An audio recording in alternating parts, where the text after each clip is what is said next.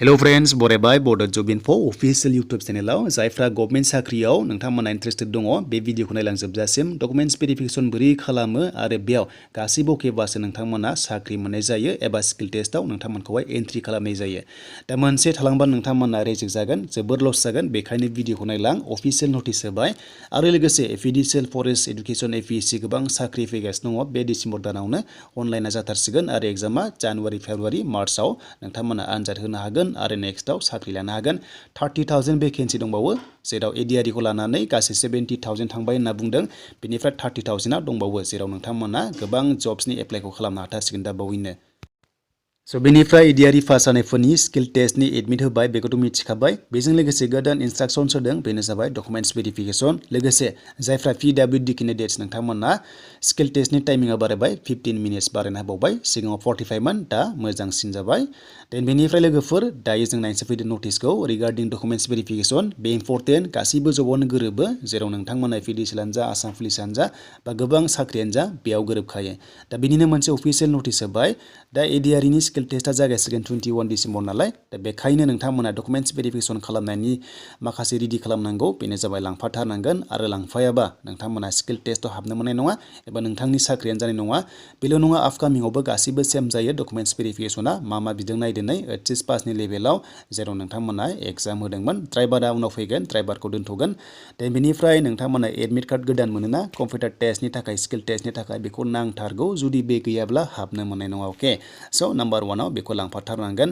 देन बेनिफ्राय नाम्बार 2आव नोंथांमोना गांनै फट'कपिस लांफाथारनांगोन, बेखौ लाङाबा एक्सेप्ट जानाय नङा। बेनिफ्राय नाम्बार 3आव original copies of admit card लांफाथारनांगोन 10 पासनिफ्रायनो आप टु नोंथांमोना जि एप्लाइ खालामदों, हमना ला HS पास लेभेल बा HS पास लेभेल, डिग्री बा डिग्री लांफाथारनांगन। माने फरायनायनि गासैबो लांफाजोबबानो जाबाय 10 पासनिफ्राय डिग्री पाससिम। हमना ला HS पास लेभेल बा HS सिमल' नायगोन, 10 निफ्राय HS सिम, बेनिफ्राय डिग्री बा 10 निफ्राय डिग्री लेभेलसिम नायगोन। अके, बे 3 नाम्बारा इम्परटेन्ट, थ' नोंथांमोना बेखौ जाहाथे लांफाजोबथारो। अरिजिनेल डकुमेन्ट्सखौ नोंथांमोना जाहाथे बेखौ लांफाजोबथारो, गासैबो जबजों बे सेमानो थायो। देन बेनिफ्राय नाम्बार 4आव कम्पिउटार प्रफिसियेन्सि दङ, सार्टिफिकेट डिप्ल'मा गोनांफोराबो लांफाथारनांगोन जुदि बे पस्टआव नोंथाङा पास जादोंबा, मानोना डकुमेन्ट्स भेरिफिकेसन खालामगोन जे नंगौना नंमारा। बेनिफ्राय इम्परटेन्टआ जाबाय एमप्लयमेन्ट एक्सचेन्ज, बेखौ नांथारगौ मानोना बेयावनो नोंनि फरायनाय गासैबो थायो नालाय, 8 पासआनो जा, 10 पास जा, HS पास जा, डिग्री पास जा, बेयावनो गासैबो थायो। बेनि गेजेराव साख्रि होयो।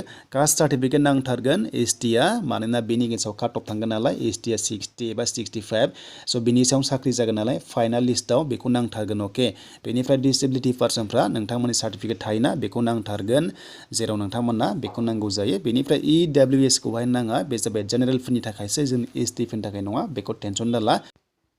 दा स्किल टेस्ट लानाय सिगां बेखौ चेक खालामगोन, गासैबो रेडिबासो नोंथांखौ स्किल टेस्टआव हाबनो होगोन आरो बेनि गेजेराव काट अफ ओंखारगोन दै।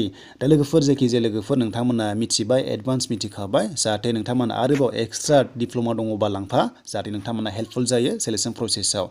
दा जायखिजाया APDCLआनो जा आसाम पुलिसआनो जा बे गासैबो सेम जागोन। बेनिफ्राय ग्रेड 4ना एक्सट्रा आपडेट फैगोन, बेबायदि अफिसियेल नटिफिकेसन, स' नोंथांमोना जाहाथे मोजां थाङो। बेनिफ्राय PWDआथ' मिथिखाबाय 60 मिनिट्स स्किल टेस्ट मोनसिगोन। ग्रेड 4आवबो बेबायदि अफिसियेल नटिस फैगोन। ग्रेड 4नि नोंथांमोननि क्लास 8 पास सार्टिफिकेट नांथारगोन नामा, 10 पासफोरा, हमना ला खायसेना गैयामोन नालाय, एबा HS पासफोरा हागोन ना हाया, 8 पास गैयाबा बिनि सायाव अफिसियेल नटिस फैगोन जेराव नोंथांमोना गासैबो डिटेल्सखौ मिथिजोबगोन।